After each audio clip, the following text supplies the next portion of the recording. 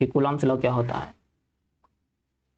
Coulomb's law, तो जो मान लो दो चार्ज Q1 Q2 रखे हुए हैं r डिस्टेंस पर, इन पर जो फोर्स लगेगा वो फोर्स कैसा होगा, directly proportional to Q1 Q2 के। तो लगने वाला फोर्स डायरेक्टली प्रोपोर्शनल होगा Q1 Q2 चार्ज के, और इनवर्सली प्रोपोर्शनल स्क्वायर, मतलब इनकी जो डिस्टेंस के स्क्वायर के इनवर्सली प्रोपोर्शनल होगा। तो यहाँ से हम लिख सकते हैं F directly proportional Q1 Q2 divided by r square. तो यहाँ से जब प्रोपोर्शनलिटी कांस्टेंट हटेगा, मतलब प्रोपोर्शनल हटेगा, तो एक प्रोपोर्शनलिटी कांस्टेंट आ जाएगा K। तो यहाँ से F इक्वल टू क्या आ जाता है, K Q1 divided by R square. अब K क्या होता है, K की जो वैल्यू होती है K equal to 1/4 pi epsilon naught होता है। K इक्वल टू क्या होता है, 1/4 पाई एप्सिलॉन नॉट, और जिसकी वैल्यू 9 × 10⁻⁹ होती है न्यूटन मीटर स्क्वायर पर कूलम्ब स्क्वायर। MKS में है। अगर CGS की बात करते हैं तो CGS में वैल्यू ये 1 के इक्वल होती है। CGS में कितनी होती है, 1 के इक्वल K की वैल्यू। अब बात करते हैं एप्सिलॉन क्या है। एप्सिलॉन होता है परमिटिविटी। अब परमिटिविटी तीन टाइप की होती है, एक तो परमिटिविटी ऑफ वैक्यूम जिसको एप्सिलॉन नॉट के नाम से जाना जाता है। ये क्या है, permittivity of vacuum epsilon naught, जिसकी वैल्यू होती है 8.85 × 10⁻⁻12 coulomb square newton metre square. Value क्या होती है, वैल्यू याद रखना 8.85 × 10⁻⁻12, यूनिट तो निकाल सकते हो। अब दूसरी जो परमिटिविटी होती है, परमिटिविटी ऑफ मीडियम। मीडियम की परमिटिविटी जिसको एप्सिलॉन से रिप्रेजेंट किया जाता है, इसकी यूनिट होती है coulomb square divided by newton metre square. और थर्ड टाइप की जो परमिटिविटी होती है, रिलेटिव परमिटिविटी। क्या होती है, relative permittivity. Relative permittivity epsilon R के नाम से डिनोट किया जाता है, और रिलेटिव परमिटिविटी होती है epsilon equal to epsilon divided by epsilon not. मतलब मीडियम की परमिटिविटी डिवाइडेड बाय वैक्यूम की परमिटिविटी क्या होती है, रिलेटिव परमिटिविटी। और कोई भी रिलेटिव क्वांटिटी होती है वो क्या होती है, यूनिट लेस। तो ये रिलेटिव परमिटिविटी भी यूनिट लेस होती है, मतलब इसकी कोई भी यूनिट नहीं होती है। और जो रिलेटिव परमिटिविटी की वैल्यू क्या होती है, हमेशा मोर देन 1 ही मिलेगी, हमेशा रहेगी मोर देन 1। और अगर हम मेटल के लिए बात करते हैं, रिलेटिव परमिटिविटी मेटल के लिए होती है इनफाइनाइट, इसको याद रखना। मेटल के लिए कितनी होती है, इनफाइनाइट। तो अगर हम बात करते हैं, मान लो एयर में फोर्स कितना होता है, एयर में फोर्स क्या होगा, 1/4 pi epsilon naught Q1 Q2 divided by R square. ये क्या हो गया एयर में, ठीक है। और अगर हमें मीडियम में फोर्स बताना है तो मीडियम में कैसा आएगा, क्योंकि मीडियम में है तो रिलेटिव परमिटिविटी मीडियम की आएगी, तो 1/4 पाई एप्सिलॉन। एप्सिलॉन क्या है, रिलेटिव नहीं, मतलब परमिटिविटी ऑफ मीडियम एप्सिलॉन। तो यहाँ पर मतलब मीडियम की परमिटिविटी आ जाएगी, और Q1 Q2 divided by R square. अब मीडियम की परमिटिविटी क्या होती है, अब हम जानते हैं relative permittivity equal to epsilon divide medium की permittivity divided by epsilon not, मतलब एयर की परमिटिविटी या वैक्यूम की परमिटिविटी, मतलब हाँ मतलब एयर की परमिटिविटी। और यहाँ से क्या आ जाएगा, permittivity of medium equal to relative permittivity into epsilon naught. तो हम यहाँ से क्या लिख देंगे, एप्सिलॉन की जगह पर रख देंगे एप्सिलॉन इनटू एप्सिलॉन आर। तो हम जानते हैं 1/4 pi epsilon naught Q1 Q2 divided by R square. तो ये तो वैल्यू की, ये फोर्स कहाँ है, एयर का फोर्स है। कहाँ का है, एयर का। ये कितना है, एयर का, ठीक है। 1/4 pi epsilon naught into Q1 Q2 divided by R. तो हम लिख सकते हैं यहाँ से मीडियम का फोर्स इक्वल टू एयर का force divided by epsilon R, मतलब रिलेटिव परमिटिविटी से डिवाइड कर देना है। अगर हमें किसी भी मीडियम में फोर्स निकालना है, ठीक है, हमें एयर का फोर्स दे रखा है, तो हम क्या करेंगे, और रिलेटिव परमिटिविटी दे रखी है तो उसको रिलेटिव परमिटिविटी से डिवाइड कर देंगे तो मीडियम का फोर्स आ जाएगा। और हम जानते हैं जो रिलेटिव परमिटिविटी होती है उसकी वैल्यू मोर देन 1 होती है। अब जब मोर देन 1 होगी तो हमेशा फोर्स कौन सा ज़्यादा होगा, मतलब मीडियम का फोर्स है एयर के फोर्स से कम आएगा, क्योंकि मतलब 1 से ज़्यादा वैल्यू को इसको इससे डिवाइड करोगे मतलब मीडियम का फोर्स क्या हो जाएगा, कम। मीडियम का फोर्स क्या हो जाएगा, कम। एयर का फोर्स होगा ज़्यादा, तो हमेशा एयर का फोर्स मीडियम के फोर्स से ज़्यादा रहता है, इसको याद रखना। अब मान लो अगला केस है कि ऐसी कंडीशन आ जाए कि एयर का फोर्स मीडियम के फोर्स के बराबर है, तो हमें बताना है एयर की डिस्टेंस, मतलब एयर में चार्ज के बीच की डिस्टेंस और मीडियम में चार्ज के बीच की डिस्टेंस में रिलेशन क्या होगा। तो यहाँ से अगर हम बात करते हैं, एयर में फोर्स क्या होता है, 1/4 pi epsilon naught Q1 Q2 divided by air का डिस्टेंस का स्क्वायर, मतलब आर एयर का square equal to 1/4 pi epsilon naught into epsilon R dot Q1 Q2 divided by medium की चार्ज के बीच के मीडियम में जो चार्ज है उनके बीच की डिस्टेंस का स्क्वायर, आर मीडियम का स्क्वायर। तो यहाँ से क्या आ जाएगा, ये तो 1/4 pi epsilon not 1/4 pi epsilon naught Q1 Q2 तो कैंसिल हो जाएंगे। तो यहाँ से क्या आ जाएगा, एयर की डिस्टेंस का square equal to epsilon R into medium की डिस्टेंस का square, epsilon R into medium की डिस्टेंस का स्क्वायर। तो यहाँ से स्क्वायर हटाओगे तो रूट चला जाएगा, तो एयर में जो डिस्टेंस आएगी और मीडियम में डिस्टेंस के बीच में जो रिलेशन आएगा वो क्या आएगा, एयर की distance equal to root epsilon R into distance of medium. तो ये रूट एप्सिलॉन आर टाइम्स ज़्यादा होगा, मतलब एयर में जो डिस्टेंस होगी वो रूट एप्सिलॉन आर टाइम्स मतलब रूट एप्सिलॉन और टाइम्स ज़्यादा हो सकती है, वो तो इसकी एप्सिलॉन रिलेटिव परमिटिविटी की वैल्यू पर डिपेंड करता है।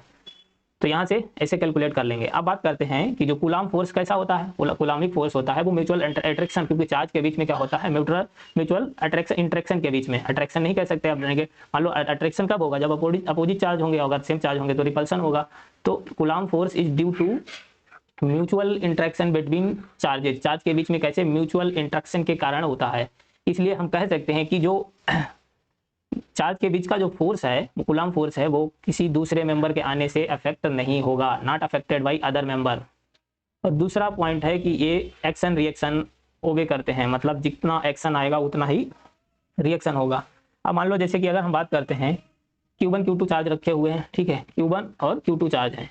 अब हमें अगर Q2 पर चार्ज निकालना है वन के कारण, दोनों आर डिस्टेंस पर रखे हैं, और अगर हमें मान लो मतलब फोर्स बताना है Q2 पर ड्यू टू वन, तो force on 2 due to one F है, ठीक है। बाद में क्या किया गया, पहले ये था F, अब एक तीसरा चार्ज इंट्रोड्यूस कर दिया गया है, तीसरा चार्ज रख दिया कर।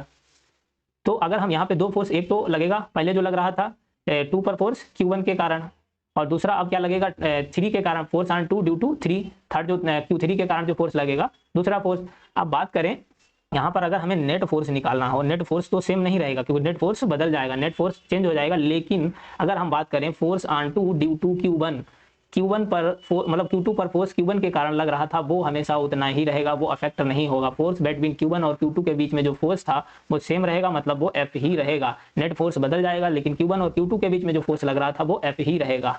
अब बात करते हैं कूलाम्स के फोर्स की वेक्टर फॉर्म की। वेक्टर क्या होता है, वेक्टर फॉर्म में मान लो हमें लिखना है F vector Q1 Q2 divided by R square into R unit vector, और हम जानते हैं यूनिट वेक्टर क्या होता है, R का वेक्टर डिवाइडेड बाई R का मैग्नीट्यूड। R यूनिट वेक्टर, किसी का भी यूनिट वेक्टर क्या होता है, उसका वेक्टर डिवाइडेड बाई उसका मैग्नीट्यूड। तो यहाँ से हम क्या रखेंगे, R यूनिट वेक्टर की जगह पे R vector divided by R का मैग्नीट्यूड, मतलब R, और एक R स्क्वायर पहले से ही था, नीचे एक R स्क्वायर पहले से था, इंटू R मतलब R क्यूब हो जाएगा, और इंटू R वेक्टर। तो ये वेक्टर फॉर्म है कूलाम फोर्स का, मतलब इलेक्ट्रोस्टैटिक फोर्स का वेक्टर फॉर्म। अब बात करते हैं आर वेक्टर की वैल्यू कैसे निकालेंगे। आर वेक्टर की वैल्यू निकालने के लिए बात करते हैं, तो यहाँ पर आर वेक्टर की जो वैल्यू है वो निकालने के लिए, मतलब आर की वेक्टर की वैल्यू पे फोर्स कैसे निकालेंगे ये सब। तो यहाँ पे जो चार्ज, अगर फोर्स निकालना है तो हमें चार्ज साइन के साथ रखना पड़ेगा, विद साइन निकाल, मतलब अगर वेक्टर फॉर्म में निकाल रहे हैं तो। अगर मैग्नीट्यूड वाइज निकालेंगे तो कोई विदाउट वेक्टर, जैसे कि Q1 Q2 divided by R1, इसका सीधे फोर्स ही निकालना है तो कोई बात, सीधे मैग्नीट्यूड वाइज चार्ज रख देंगे। लेकिन अगर वेक्टर फॉर्म में निकालना है तब साइन रखा जाएगा, दोनों चार्ज को विद साइन रखा जाएगा। अब बात करते हैं कि दूसरा पॉइंट है आर की वैल्यू कैसे निकालेंगे। आर वेक्टर जो है, आर वेक्टर की वैल्यू कैसे निकालेंगे, R vector target minus R source. अब टारगेट क्या है, टारगेट की बात करते हैं जिस पर फोर्स लग रहा हो, मतलब हमें जिस पर फोर्स निकालना हो वो हमारा क्या हो जाएगा, टारगेट। टारगेट क्या होगा, जिस पर फोर्स लग रहा हो, मतलब जिस पर फोर्स तुमको निकालना हो उस पर, वो क्या हो जाएगा, उसको टारगेट मान लेना है। सोर्स क्या हो जाएगा, जिसके कारण फोर्स लग रहा है, सोर्स हो जाएगा जिसके कारण फोर्स लग रहा है, वो हमारा हो जाएगा सोर्स, जिसके कारण फोर्स लग रहा है। अब मान लो एग्जांपल की बात करते हैं, एक Q1 चार्ज है, दूसरा Q2 चार्ज है। Q1 की वैल्यू 4Q है और Q2 की वैल्यू -Q है, और Q1 के जो कोऑर्डिनेट्स दे रखे हैं 4, 5, 1, Q2 कोऑर्डिनेट दे रखे हैं 1, 1, 1। अब हमने मान लिया कि Q1 क्या है, इसका जो यहाँ पर R1 मान लिया, और इसके जो ये क्या हो गया R2 वेक्टर, क्या है इसके जो कोऑर्डिनेट है, इसको R1 वेक्टर मान लिया और इसको R2 वेक्टर मान लिया। अब हमें क्वेश्चन में पूछा गया है, इस क्वेश्चन में हमें निकालना है फोर्स ऑन Q1। हमें क्या करना है, Q1 पर फोर्स निकालना है, फोर्स ऑन Q1। तो हमें निकालना है force on Q1 vector form में, वो भी तो वेक्टर फॉर्म में निकालना है, मतलब चार्ज को साइन के साथ रखना पड़ेगा। अब यहाँ पर हमें टारगेट हमारा क्या हो जाएगा, टारगेट किस पर, हमें Q1 पर निकालना है, Q1 पर निकालना है। तो Q1 पर निकालना है, मतलब हमारा Q1 क्या हो जाएगा, टारगेट, मतलब R1 हमारा हो गया टारगेट, तो R1 क्या हो गया टारगेट, R2 क्या हो गया सोर्स। जिस पर फोर्स निकालना हो या जिस पर फोर्स लग रहा हो वो हो जाएगा टारगेट। तो यहाँ से आर वेक्टर क्या आ जाएगा, टारगेट माइनस सोर्स, मतलब R1 vector minus R2 vector. अब हमें कोऑर्डिनेट दे रखे हैं और हम जानते हैं पहला कोऑर्डिनेट क्या होता है x, दूसरा y का, और तीसरा z का कोऑर्डिनेट। तो x का मतलब i कैप, और y का मतलब j कैप, और z का मतलब k कैप। तो यहाँ से R1 वेक्टर क्या आ जाएगा, मतलब हमारे पास जो टारगेट आ जाएगा वो R4 दिया है, मतलब 4i कैप, 5 दिया है मतलब 5j कैप, y में कितना 5 दिया है और z में कितना दिया है 1, मतलब k कैप हो गया। तो ये हो गया R1 मतलब हमारा टारगेट वेक्टर आ गया। अब हम R2 मतलब सोर्स वेक्टर निकालेंगे, उसके कोऑर्डिनेट 1, 1, 1 दे रखे हैं। तो 1, 1 मतलब x y z, तो यहाँ से R2 क्या हो जाएगा i, 1 का मतलब i कैप, और j के वेक्टर हो जाएगा, और दूसरा क्या हो जाएगा k कैप, मतलब i cap plus j cap plus k cap. ये हो गया हमारा R2 वेक्टर मतलब सोर्स। तो अब हमें R वेक्टर की निकालना है, R वेक्टर क्या हो जाएगा, टारगेट माइनस सोर्स, मतलब R1 माइनस R2। R1 कितना है 4i cap plus 5j cap plus k cap, तो ये हो गया R1। फिर क्या करना है माइनस करना है i cap plus j cap plus k cap.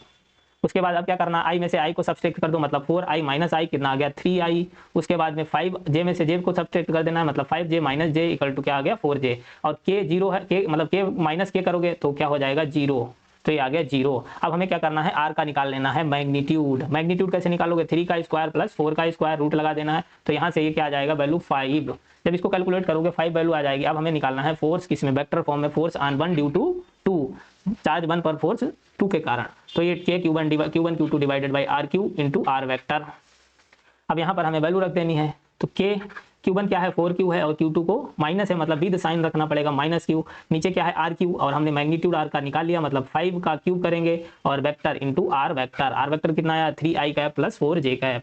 तो यहाँ से जो हमारे पास 1 चार्ज पर force on 1 due to 2 equal to कितना आ जाएगा minus 4kq square divided by 125 और 3i cap plus 4j cap. तो इस तरीके से फोर्स निकाला जाएगा। Okay, thank you for watching. Please channel को सब्सक्राइब कर देना, बाकी मिलते हैं नेक्स्ट वीडियो में।